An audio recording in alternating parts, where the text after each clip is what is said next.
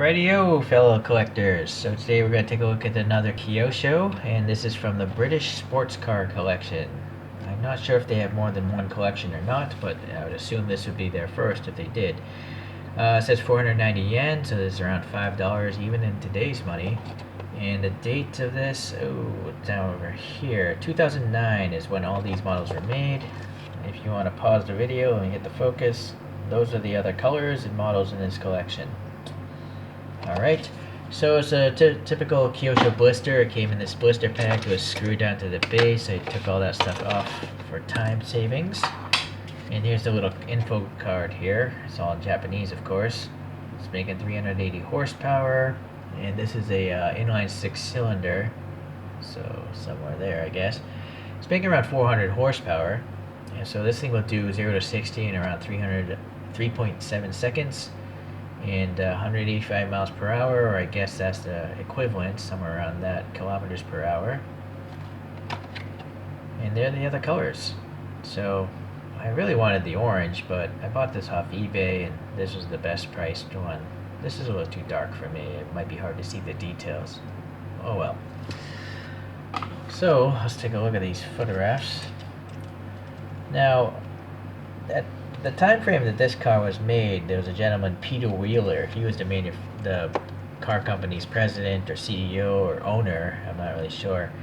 He doesn't like electronic aids. So this car has no ABS. It has no front airbags. It has no electronics, basically. You know that people have come used to for safety, because he felt those safety nets gave people too much confidence driving. And he felt that it was a risk of the life to the driver in the event of a rollover. So he thought if it rolled over and the front airbags went off, maybe it would snap your neck or something like that. Perhaps he's right, I'm not sure. But I found it interesting. This car sold for around 50,000 British pounds when it was sold. And I think that was around the price of a Pagani Zonda at the time. So this would be considered an expensive car. Although it doesn't sound that expensive in today's money. So I didn't mention when this was sold. I guess it was sold between 2005 and 2006, so only 2 years, and only 211 of them were made. So it's a relatively rare vehicle. It's based on the TVR T350, and this car was designed for endurance racing, and that's why it has so many vents everywhere. Because when you're endurance racing, you're going to be using the brakes a lot, and you need to cool them off. The engine's going to get hot, you need to cool that off, so there's just vents all over this thing. It looks like a Velociraptor had its day with it. Alright, so let's see here. Another thing I learned about this online is the name Sagaris or Sagaris is a Greek word for a lightweight battle axe used by the Scythians. I'm not a historian, I have no idea about those people. And this was designed by a gentleman by the name of Graham Brown. Okay, so it's rolling on 18-inch wheels, but here's the weird thing. I could not find a picture of any Sagaris with these 6-spoke wheels. I found 5 spokes, and I found those 7 spokes, but not 6. So I don't know what Kyosho is doing here. Did they just make up their own wheels, or did I just not search long enough? But if you can find a picture with these wheels, let me know. Kyosho's usually really good with their wheel details. Like, they're usually spot on with the OEM. But it looks like these might be aftermarket or someone's own personal design.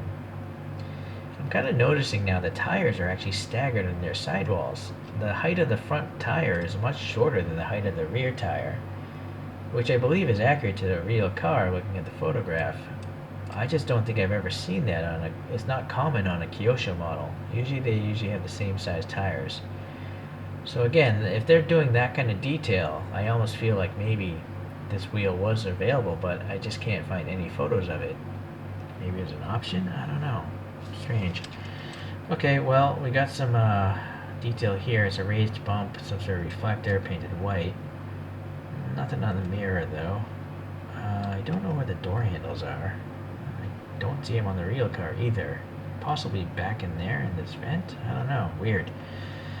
Let's go to the front here. So we got this whole multitude of venting going on. This sounds like it's plastic. It's probably the plastic of the base, maybe?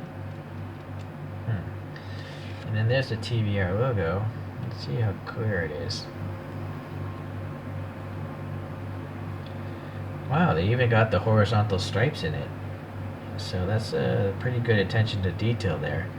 Unfortunately, these clear plastic lights have the flashing from the mold sprue. So that's unfortunate. But at this magnification, I can also see there's black paint going around it. And then the way it's molded, it looks like there's two lights back behind that glass. So that's pretty nice. It's a pretty nice metallic. So yeah, this is definitely used, right? Look at this gunk. I'm gonna have to try to clean that off later. This must be from a personal collection. Raised wiper blades, painted black, looks good. Some black paint for the window molding. Interesting additional vents here. Maybe emergency cutoff switches or something? Not sure. And this is interesting. I would have thought that these would be vents to relieve pressure from the wheel well. But if you look at this photo back here, they're actually blanked off. They're not real vents. But by the door, that's a real vent. So that must be used to reduce the pressure in the wheel well. So maybe these are disruptors to just break up the airflow and help create less drag. Again, more gunk. I have to clean this. I'm gonna have to throw out this dental pick. Alright, so this is interesting. There's a bulge here, probably for the drivers, in case the person's wearing a helmet, extra head clearance. But the passenger, only short passengers are allowed. So let's see here, same there. Interesting rear glass. It's very ovoid. It's kind of like a jelly bean or something, or a rounded rectangle. A couple more vents there. And then this is quite interesting. I've never seen a rear wing made of, like, I assume that must be polycarbonate. And then you'll see it's almost vertical. So it reminds me of like an old 60s race cars, where they'll just bolt on a vertical piece of metal to the back of a car, and that's kicks up the air or something. Alright. Well, let's take a look at these taillights. They are translucent red. You can see it as I move the car around, so that's pretty good. And then let's try to focus on these badges again. So the TVR, that one's a little worse. Yeah, that TVR is a lot worse than the front one. It's not really even legible. But this says Sagaris or Sagaris, so that seems alright. A little contaminant there.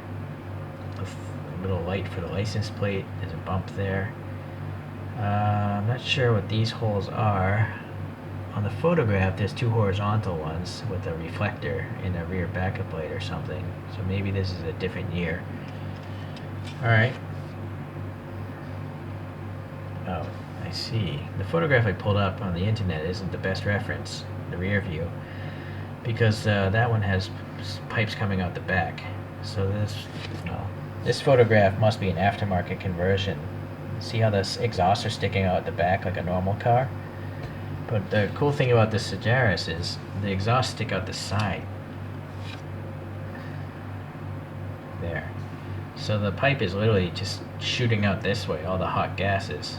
So it's really weird, you just don't see modern cars with that. Right? Unfortunately, they're not really well done. I mean, there's a three-dimensional depth there, but they're not painted anything. Maybe, I don't know if the real car had raw steel or what. Okay, so riveted together. So wheel swaps might be tough, but really nice treads. They look really good. Staggered tire size, decent enough detail down there. This is a nice roller. Kyosho's 50-50 on rolling, but this one rolls super well. Yeah, it's interesting the tires there. But now I'm noticing as I push this up, look at this gap. That gap seems a little bit tall. But the front isn't so bad, see? The front looks like it's about right.